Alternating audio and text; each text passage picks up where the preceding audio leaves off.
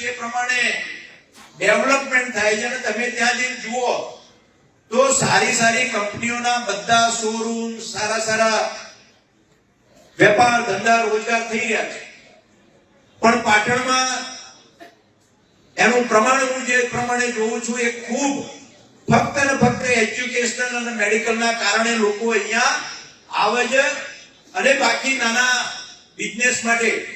પરંતુ પાટણ શહેરમાં જે પ્રમાણેની ધંધા રોજગારની આવકો થવી જોઈએ એ અન્ય જગ્યાએ જે થાય છે એ પ્રમાણમાં નથી.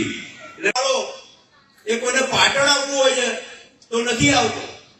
કેમ નથી આવતો પાટણ? કે રાધનપુર જતો રહે, એ મહેસાણા જતો રહે, એ આવી રીતે બહુચરાજી, હારીજ આ બધા સેન્ટરોમાં જતો રહે, પણ પાટણમાં નથી આવતો. તો કેમ નથી આવતો? તો સામાન્ય મને લાગ્યું તો કે પાટણમાં આ જે ભાડે કરીને જે વાહન વાળા આવે છે ને, એમને કેમ કે ભાઈ અમારે પાટણ ખરીદી કરવા જેવું છે, તું અમારા હંગાતે આવે, તો એ ના પાડે. એ પાટણ નહીં, તમે બીજા ક્યાંક લઈ જઈશું. કેમ? તો અમે પાટણમાં પ્રવેશ કરીએ છીએ તો પોલીસ વાળા પકડે છે, અમારી જોડે 500-1000 રૂપિયા લઈ લે છે, તો આવતા બંધ થયા છે. એક આ નાનું કારણ છે મિત્રો, એક નાનું કારણ પાટણના ધંધા રોજગારને કેટલી મોટી અસર કરી જાય છે. આ એક નહીં, આવા મારા મગજમાં તો 10-15 જણ ઘણા લોકો જોડે ખૂબ શેર કર્યું છે.